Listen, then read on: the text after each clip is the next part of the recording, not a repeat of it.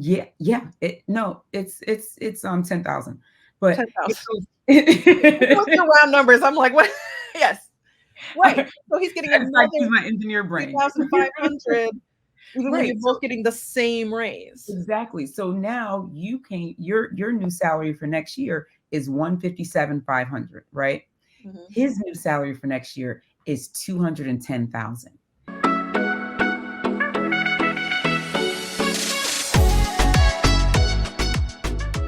Hey, I'm Teen Zekas. And hey, I'm Ileka Follette. We are business owners and moms with corporate backgrounds, and we are all about getting Black women paid in both corporate and business. And you're listening to the Getting Black Women Paid podcast. Let's go.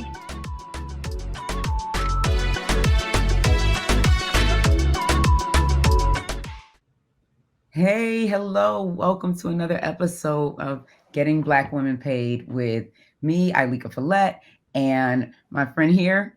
Teen Zekas. Yes. So today we are talking about, of course, all of our topics around getting Black women paid, right? So today we're talking about, guess what?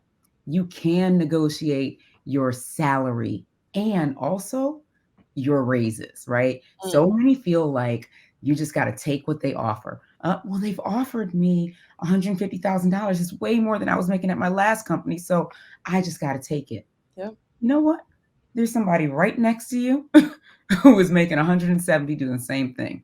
Mm. You get to negotiate that salary. And the same comes with raises. You get to negotiate your raises. And let Teen tell you can even negotiate your severance. There is a negotiation Facts. in all of these spaces. So Teen, I Absolutely. want you to open this up because you were the queen of this this piece of the Yes. conversation. Yes.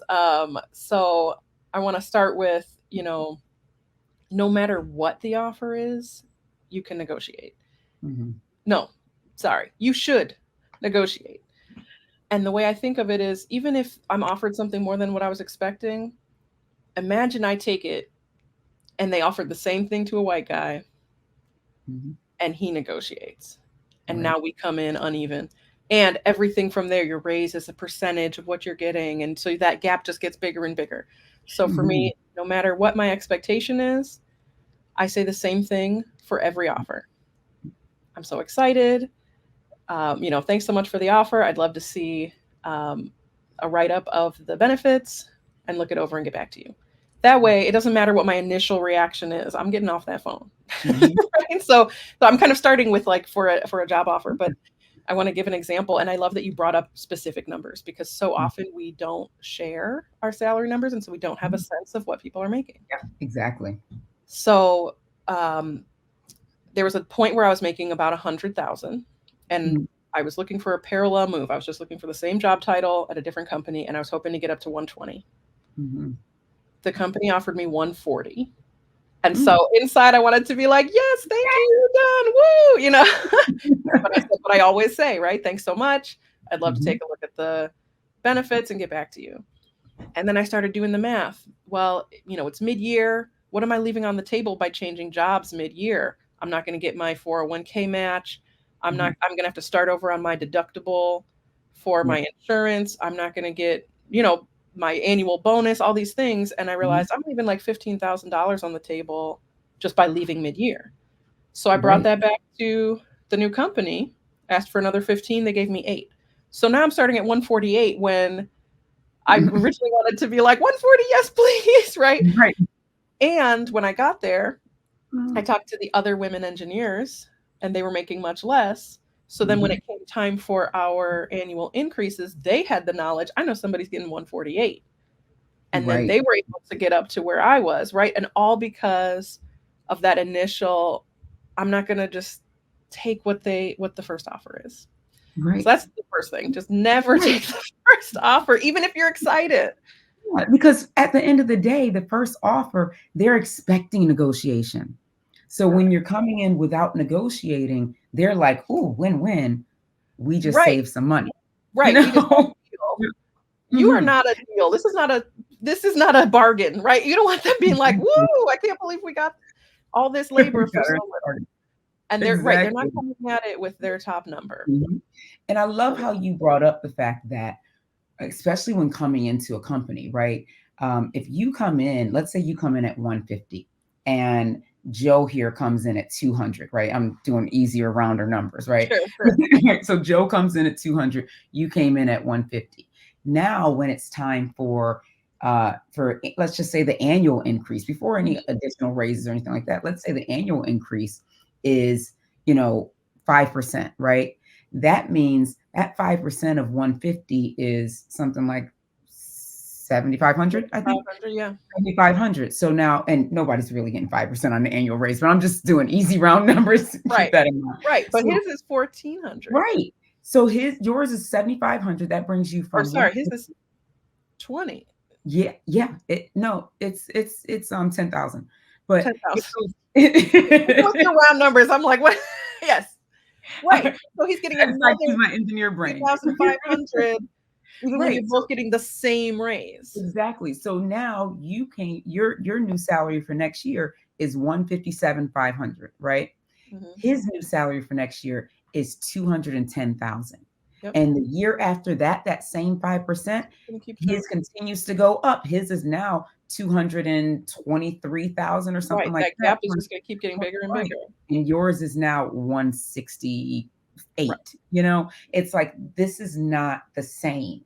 And now you started at a $50,000 difference. Now, after 2 years, that difference is something like 70,000. So Yeah. if you don't negotiate at the beginning, then it could literally affect your numbers moving forward. Mhm. You know, so that's why it's super important. Yeah. And that's not to say that if you're in a situation where you did not negotiate, that it's too late and that you are now you just need to be full of regret and shame and what have you, right? It's Right. we're talking about how to do better next time. And you can say when you get to a job, hey, I've been here 6 months. And actually, now that I'm more familiar with the responsibilities, I'd like to discuss my compensation again, Mm-hmm. right? You don't necessarily have to wait for the 1 year review or what have you. You can say, hey, it's been 90 days.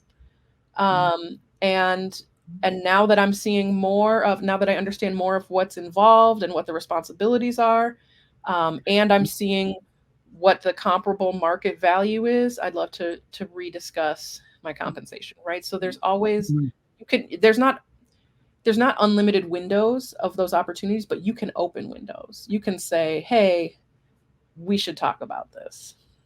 Exactly. Yep. And looking at what that means when it comes to the market research and the market values, right? Yeah, I want to get into that too. So even if you're looking maybe on Glassdoor and you put in your job title and your location and your years of experience, they're going to give you this range and Mhm. they'll tell you what's in the middle. Yeah, I don't want exactly. you looking at any number below that middle. Why should their black woman whatever be making less than average? Exactly. There's no reason. So for me, I'm looking 50th percentile to maybe the 75th percentile is where I'm saying that's my range of what is acceptable to me. Mhm. And so that's where I start, right? I Mm, want to say like, oh well, some people are making this amount, so maybe that's okay. No, there's no reason for me to. You mm. are not average. Right. Especially, that most of the black women in their jobs are better. They have to be the best and the brightest just to be there. So why are Exactly. we Just like talking about average pay? mhm, Because we are not mhm. doing average work. Exactly. Just like the father on Scandal said. Remember, he said, "Remember, I told you, you do twice the work. Yep. I mean, you got to Yeah. be twice as good to get half as much, right?" Like, remember, I remember I would Right. never forget that scene. You Well, know? but it plays out. And for me, I always say that, we will have reached equity when there can be mediocre black women just Mhm. failing up like white dudes do. But in the meantime, know that what you're doing is exceptional and you should be Mhm. getting compensated for it. Um, Exactly. the other thing I want to talk about is non-salary compensation. Mhm. So, a lot of times a company's going to say, hey, this is as high as we can go. Sorry. And Okay. then but I like to approach the conversation as we're on the same team, right? I'm so Mhm. excited to, bring XYZ to the team, and I want to figure out how we can work together to make this work. And maybe Mhm. that's changing what the annual bonus is. That might come from a different budget. Maybe it's a signing bonus. Mm-hmm. Maybe it's tuition reimbursement because you know you're going to be pursuing a certain thing, or even if they have a program where you get tuition reimbursement after a year, you can say, well, Mm-hmm. can we start that can we skip that year requirement because I'm Right. already in a program, Yeah. right? I once negotiated to have my maternity leave Mm-hmm. benefits start early, right? A lot of companies will say you have to work for a year before you can get that Mm. benefit. And I was already 6 months pregnant. So I'm like, hey, or whatever, I don't remember how And pregnant, but now, pregnant enough that I wore a real baggy shirt to the interview because we hadn't yet discussed my negotiation terms. But right. I did end up getting it, right? And so there are so many things you can do. I'm going to be using, I'm going to be Like, working from home, so I need an office setup right. stipend. I need Exactly. I need you to pay my internet bill or my phone bill Yeah. because I'm going to be using those for the job. There are so Exactly. many ways you That can you get could, compensated. yes, you could even negotiate more work from home days, right? You could even Absolutely. negotiate Mhm. more vacation days, right? So maybe they're coming in with that salary of $150,000. Maybe it's the highest they can go, plus 4 weeks of vacation. And now you're like, well, let's, since I was looking for 180 and you said 150 as high as you can go, let's say 6 weeks of vacation. Right. You Right. know And you got to think about what's important to you, right? exactly. And so if it is, I can get by on 150, but I'm going to need some time, extra time traveling or extra time with my Yeah. kids, or maybe it's I want to Mhm. work remote 3 days a week, or I want to be Yeah. able to have flexible hours so I can pick up my kids. Mhm. Yeah. All of those things can be discussed in a negotiation. And it Exactly. shows the company when you're getting creative with it, it shows Mhm. them that you're trying to work with them, right? You're not just saying Mhm. like, well, it's 180, take it or leave it. You're Right. saying, okay, well, I want to make sure this is equitable. Let's figure out how we can how we can get to it. And the fact that a lot of that money comes from multiple budgets can really be a benefit to you. Yeah. Um, And I just wanted to highlight something here. Note the words that I'm just noticing the words that you're using too. Like we're like, let's work together. I'm really excited about being here. So it's almost calming them down, right? mhm, Because we know that as Black women, we're constantly seen as aggressive, no matter what we do, right? We're mhm, saying, hey, and it's like, like, come on, why are you getting away while I sit beside? And so because we're seen that way, using words and having a, excited and at the same time mhm, somewhat calm demeanor and saying, hey, I'm yeah, really excited about this opportunity. I'd love to talk about how we can work together to make this work mhm. for the best of us, for It both of us. also it also can help put you at ease because if it's me against them and they're Yeah. this big corporation and who am I, Mm-hmm. Yeah. right? That's intimidating. But if I'm like, hey, we're on the same team, Mm-hmm. let's figure it out. Now that doesn't seem as scary to me too, right? So I'm less intimidated and they're less intimidated, right? Because we're doing Exactly. that win-win scenario. Um, Mm-hmm. and then I think another important thing is, as we're talking about the words that you're going to use, is practice saying it out loud. Say the numbers out loud, right? Because for me, I was a teacher. I was making $43,000, Mm-hmm. and so the first time I was offered 60, and I had to be like, "Oh, that's not gonna work for me. Could we make it 68?" I was like, "I can't even say those words. It sounds ridiculous." Like and so I had to say it out loud so that I wasn't stumbling over myself or like or reining it in. Oh, well, but or it could be 65. Like just get a feel for the numbers and for the words that you want to say. You can even write out a script if you want. If that's going to help Mm-hmm. you make sure you cover everything you want to talk about. Yeah. And so, Exactly. practicing, get a Mhm. script, but by all means, please, please negotiate. Negotiate. Um, Exactly. and as It's you, so funny. Oh, oh, go ahead. I was gonna say one of the things we also, even as we're talking about it, it reminded me of getting my first job in college. My first job after college, and it was big company, and I'd interviewed with several companies, and this one company offered me a position, and I remember they offered 52.5, and I thought that I should be making 60. Even though, I mean, this is 2001, so I was very sure of myself, clearly, clearly, Mhm. but I felt like since I'd done some internships, I'd gotten, my degree was a cool one or whatever, they should be giving me 60. And I Mhm. remember negotiating it, but in a way that was like, okay, let's, find a way to move it forward, get me up to 60, that sort of thing, like trying to have that conversation. And I remember he said, because sometimes folks will try and use these scare tactics, and so I want to bring it up. I remember he said to me, well, if we bring you up to 58,000 and there's some layoffs, then the people with the higher salary is going to, that's who we're going to look at first for the layoffs. And so what's funny is for me, what I heard is, you guys do a lot of layoffs. I definitely did not take that job. I went to another company, so he lost me, right? But Correct. many times people will take that, and these scare Mhm. tactics are used. So I would love for you to kind of highlight like what happens, or in those situations, how to kind of stay calm and Mm. and move through there, right? Oh, I love that. I love that because right, what he was trying to get you to do is say, okay, well, let's maybe do 54, and I'm Yeah. just thank you so much. I'm just gonna be so grateful. Hmm. You, when you're interviewing for a job, you are interviewing the company Hmm. and deciding whether you are willing to give your services for a particular price. Hmm. They need you more than you need them. If Hmm. you can feel that and know that, then you can approach a negotiation willing to walk away. Mm. Obviously, that means you need to not be in a situation where you're desperate, right? So if you are desperate, you might need to just take it, but Right. then be looking for the next thing, right? So Exactly. it's not that, in every moment you have to be coming at it from like, I don't need this job, whatever. Hmm. But know that you are worthy of more Hmm. and try to set yourself up to be able to go get it, even if it has to be somewhere else. Exactly. Yep. Because we have all been that, some have been in that situation where it's like, I guess I got to take it. I don't have anything else. Right. But Right. here's the thing. And then we think that we have to be loyal. You think Oh, you we have have to to be stay. loyal to that company that you're at. Well, I've been at companies where, and I will say it was white men who did this. And I was always so shocked and amazed. But I thought, I guess this can be done. So I was at a company and I've been working there for at least 2 years. And a guy came in, he was a project manager on the project that I was on.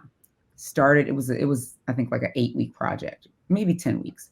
He joined the company a week or two before that project started. We were working together. It was literally just me and him on the project and the Mhm. client and the client's team. So we're working together. Really great guy. I had a great time with him. We talk, we connect, and then, continue doing the work. We were getting really good work done. 6 weeks into that project, he got another job and left. This man was at this company for 8 weeks. Now I'm stuck doing the project by myself and not at his level. He was definitely more senior than me, and I had to figure it out. And the partner and the people who own the project, I mean, who were the head of the, own the contract, were like, "Hey, you got to figure it out." So I did, and we delivered it well. But the point was that he had no problem coming in and hitting the road, Right. right? And the company figured it out. Exactly. He left and they Exactly. were fine. Yep. You maybe weren't. You maybe were stressed, but Exactly. you don't need to be holding the hand of this company when something better comes along. Because guess what? If when they need to cut costs, Mhm. they don't care about your loyalty. They'll let Exactly. you go Just in like a you second said. and they'll replace you in a second. Mhm. Just Or like give you said. somebody else your work without replacing you, which is even more likely. But that's not on you. Yep. That person can leave too. Exactly. Yeah. Mhm. I'm so glad you brought And that up. yep. And Because and this you is know what? When someone says in a job interview, why were you only at this thing? First of all, if you're only there 8 weeks, you don't even have to put it on your resume if you don't want to. no, you But don't. if they say, why were you whatever? Oh, well, I was waiting for this offer to come through. It was so amazing, Mhm. and Mhm. I couldn't say no. Yeah. And you really wouldn't have to, because if you got another offer within after being at one company for 8 weeks, they're offering to you based on your last Right. position. So Exactly. So you now don't even have to. on your resume goes that You next don't even position. have to explain a gap, right? No, It's 8 you don't have in weeks. 8 weeks. I took vacation. I spent time with my family. Right. But You I know? want to take some time between jobs. Exactly. Mm, mm. It's 2 months. Yeah. People Good do for him. Good for it. him. And let's take the lesson. There's Exactly. no reason to be loyal to a company Mhm. This is a contract. This is an exchange. You're Exactly. providing a service, Mm-hmm. and they are paying for that service Exactly. until they're not. Mm-hmm. Yeah. And Yeah. that's Exactly. They're not your family. They're not your, and that's how we seem to feel. But yet right. you're paying for that service until they're not. And so that's where it comes to negotiating salaries. Mm. You know, we Uh, didn't even get into negotiating raises. I think we're gonna have to do another episode ooh, talking should we do a about. part 2? Yeah, we should do a part 2 about negotiating raises because Let's do it. that's key, and it's something that a lot of folks don't know about or talk about. So we're gonna Absolutely. leave you here. Okay. I know y'all are hanging on like, shoot, where's the raise part? But it's key, and it's an in-depth conversation. It's something we really want to get into. And we like to keep our podcast to about 20 minutes or less. And so in doing so, we're gonna go ahead and end it here with we've shown you, we've talked about how to negotiate your salary, total compensation, not just looking at dollars and cents only, and then how to create a conversation that goes back and forth. So it's, it feels like a team decision, right? Because the best situation is making somebody feel like they made the decision. And- They're like, "Ooh, I'm so smart. I came up with this plan." I love it. I came up with a plan to give her $8,000 more. That's all she wanted. I love it. So yes, let's leave it there. Join us for the next one, and we will see you in part 2. All right. See y'all soon. Hey, thanks for watching the Getting Black Women Paid podcast. If you enjoyed the conversation, make sure you like and subscribe and hit the notification bell so you can catch more episodes like this one.